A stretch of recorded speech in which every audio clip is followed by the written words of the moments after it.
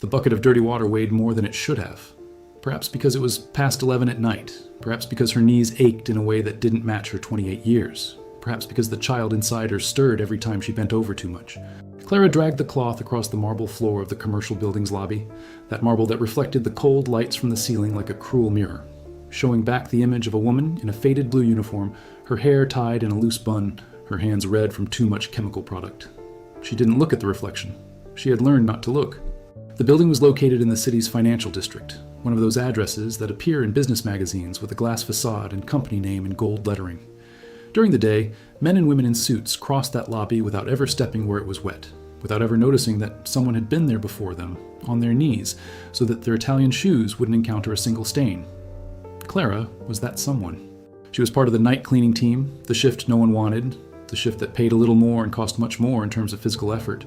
She accepted it because she needed to, because she had no one else. The father of the child she was carrying had left 3 months earlier, when her belly started to show and reality ceased to be an abstract idea. He said he needed time. Then he said he needed space.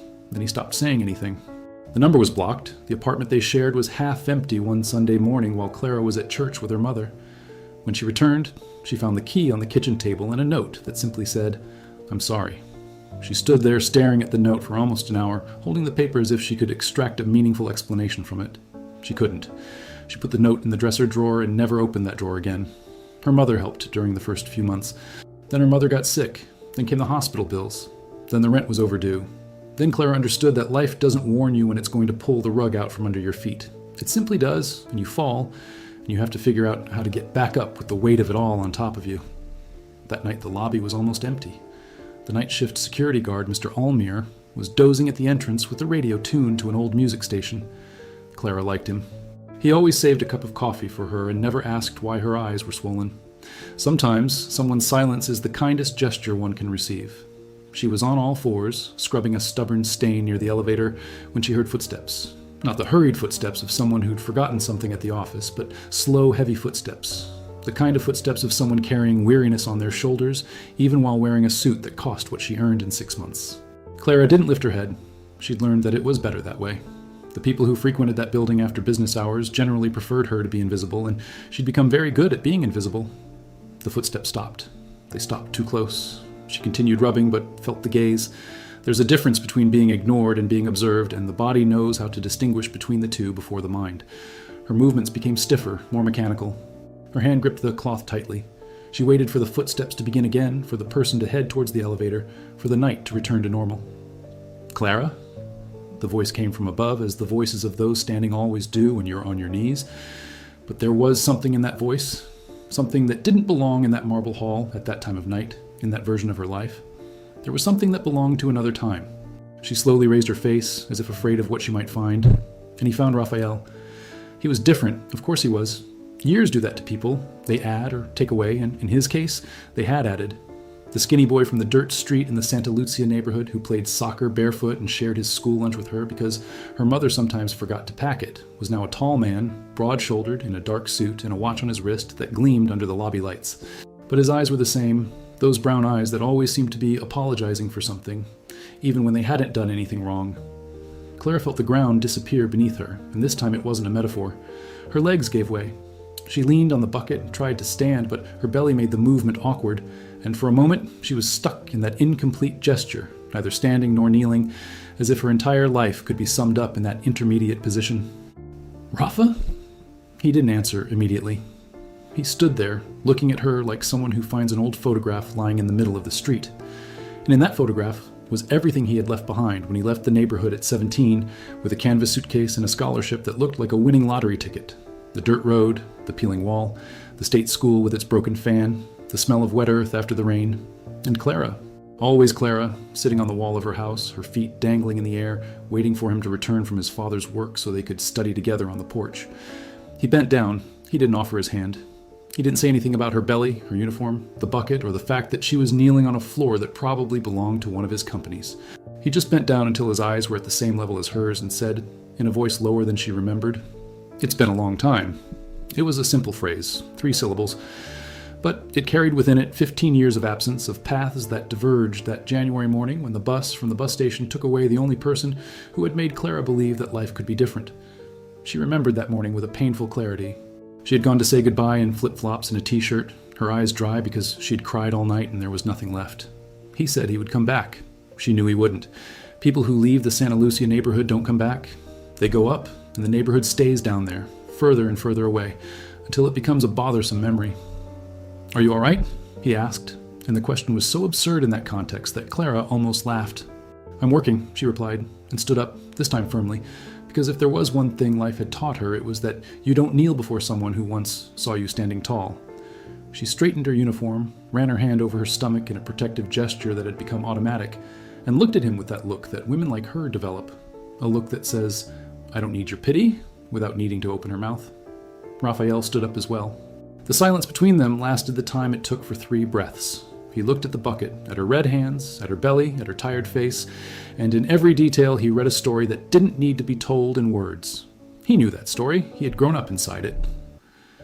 "I have an office in this building," he said, as if he needed to justify his presence there, as if he were the one who owed explanations. 22nd floor. Clara nodded. Of course he did. The boy from the dirt road now had an office on the 22nd floor. Life is generous to some and merciless to others, and sometimes both live on the same street. "I need to finish up," she said, pointing to the remaining corridor. "My shift ends at 6. He opened his mouth to say something, but Clara had already turned around, already walking with the bucket in her hand, and there was such a fierce dignity in that walk that Rafael felt ashamed. Not ashamed of her. Ashamed of himself, of everything, of the world that allowed that woman to be there, pregnant in the middle of the night, scrubbing the floor of the building where he signed million-dollar contracts. He stood in the lobby, longer than made sense, watching her silhouette shrink down the corridor, and felt something he hadn't felt in years, that pressure in his chest that isn't illness, it's awareness. In the following days, Rafael tried to forget her. He immersed himself in work, meetings, numbers, decisions involving figures with many zeros. But every night, when he passed through the lobby, he looked at the marble floor and saw her reflection there on her knees, and the image wouldn't leave him.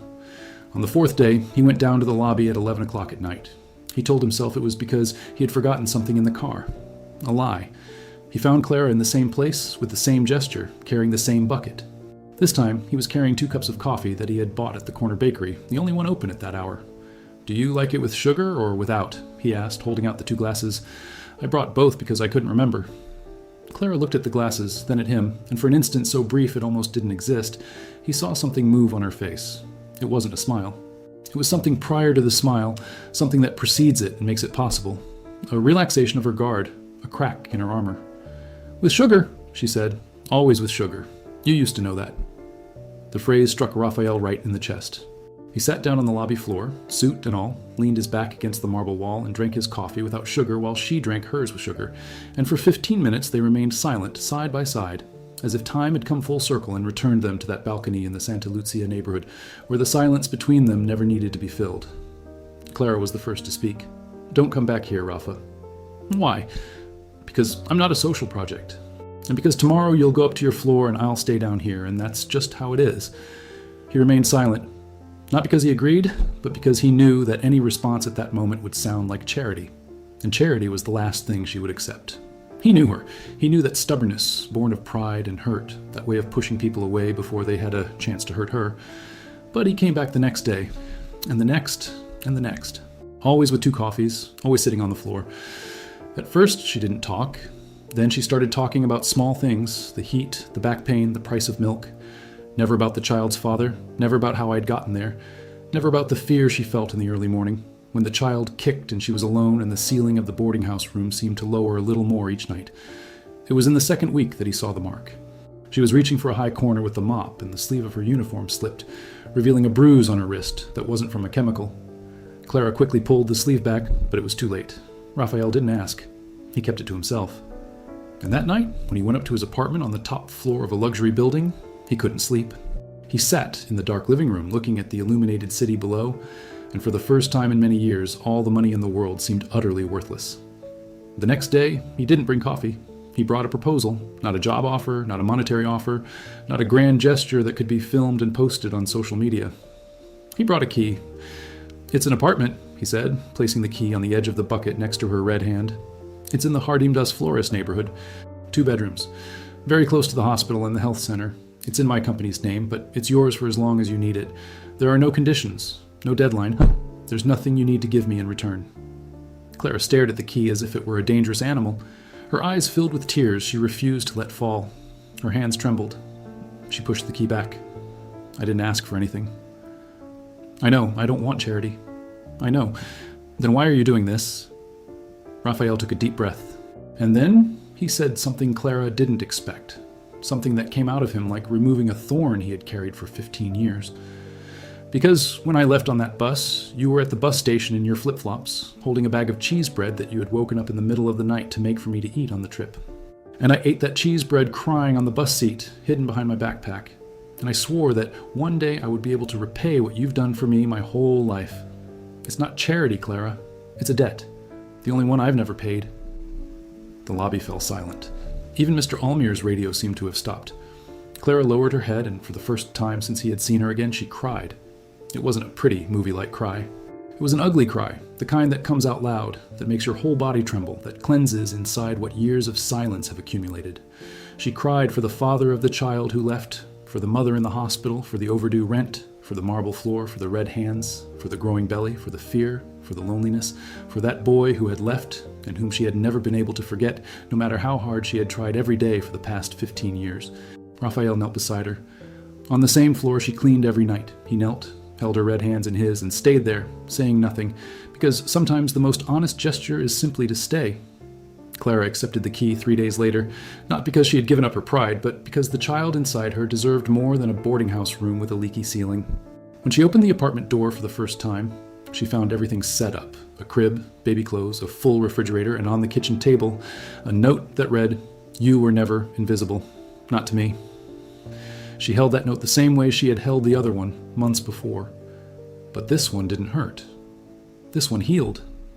Rafael didn't transform Clara's life overnight, because real life doesn't work that way.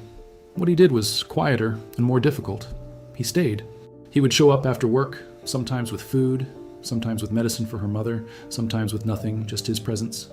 He went with her to prenatal appointments. He fixed the dripping faucet. He assembled the crooked shelf. And at no point did he ask for anything, expect anything, or demand anything in return. Clara gradually peeled back her layers of protection. First, he stopped looking away. Then he started laughing again, a low, almost embarrassed laugh, like someone relearning something their body had forgotten. Then she began to talk about her fear, her loneliness, the nights she thought she wouldn't make it. And he listened. He just listened. Without fixing, without solving, without turning her pain into a problem with a solution. He just listened, because sometimes listening to someone is the most revolutionary act there is. The baby was born on a rainy Tuesday. Miguel, weighing 3 kilos and 200 grams, with his eyes closed and fists clenched as if he were arriving in the world already ready to fight. Rafael was in the hospital corridor, pacing back and forth with his suit crumpled and his hair disheveled, looking anything but a billionaire. When the nurse opened the door and said he could come in, he entered slowly, as if entering a sacred place. Clara was exhausted, her hair plastered to her face and her eyes the most beautiful he had ever seen. She held Miguel against her chest and looked at her son with a love so immense it seemed too big to fit in that hospital room. When she saw Rafael at the door, she said nothing. She simply extended her hand, and he took it. In that white room, with the rain tapping against the window and a newborn sleeping between them, something happened that cannot be precisely named. It wasn't a declaration of love, it wasn't a kiss, it wasn't a promise. It was something older and truer. The silent recognition that some people are meant to be together, not because fate decided it, but because they choose, day after day, to stay. Months passed. Clara's mother got better. Clara left the night shift and started working at a daycare near her home because she'd always been good with children and because there was something about her, a patience born of suffering, that made children trust her immediately. Miguel grew up, learning to smile before he learned to walk, as if he were in a hurry to show the world that he was happy there. Rafael never asked Clara to be his girlfriend. There was no official moment, no date, no label. What happened was a natural progression, like water finding its way. He started sleeping on the sofa on days he worked late so as not to wake Miguel. The sofa became the bedroom. The bedroom became a home. And one day, Clara woke up in the morning, saw Rafael preparing Miguel's bottle in the kitchen, his dress shirt untucked and his bare feet on the cold floor, humming a song she recognized, the same song her mother used to sing when they were children and studied on the porch. And she knew, with a certainty that needed no proof, that this was love. He turned around, saw that she was looking, and smiled. A smile without pretense, without performance, without the weight of the world he carried during the day in offices and meetings. Just the smile of a barefoot man in the kitchen, making a baby bottle. "Good morning," he said. "Good morning," she replied. And in those two ordinary words, spoken every morning by millions of people around the world, there was something extraordinary. There was choice. The choice to be there. The choice to stay. The choice to build something in a world that had done everything to convince Clara that she deserved nothing. 3 years later, on a Sunday afternoon, Clara was sitting on a park bench in the Hardim das Flores neighborhood, watching Miguel chase after a puppy that wasn't theirs. Rafael was beside her, his jacket thrown over the bench and his sleeves rolled up, eating a coconut popsicle that was dripping onto his watch, which cost more than a car. He didn't care. He didn't clean it. A woman walked past them, pushing a baby carriage, and smiled at the couple, the kind of smile strangers give when they see something that seems right. And it did seem right. From the outside, it looked like any other Sunday for any other family. No one looking would know that this woman in a simple dress with an open smile had spent nights on her knees on a marble floor, her hands burning and her soul heavier than a bucket. No one would know that this man with his sleeves rolled up had once cried in secret on a bus, eating cheese bread and swearing that life had to mean more than just surviving. Miguel came running back, his hands dirty with soil and the carefree laughter of someone who doesn't yet know that the world can be difficult. He climbed onto Rafael's lap with the naturalness of someone who had always been there, and Rafael held him with the firmness of someone who intends to stay. Clara looked at the two of them. She said nothing. She simply placed her hand on Rafael's hand, the same hand that had held hers on the lobby floor, that had placed a key on the edge of a bucket, that had written a note that had healing properties, and squeezed. He squeezed back. And in that handshake, in that square, on that Sunday afternoon that would have been nothing special if it weren't so special, lay the answer to the question Clara had carried her whole life without ever putting into words. Yes, someone sees you. Yes, someone chooses you. Yes, you deserve to stay. The popsicle kept dripping on the clock. Neither of them cared.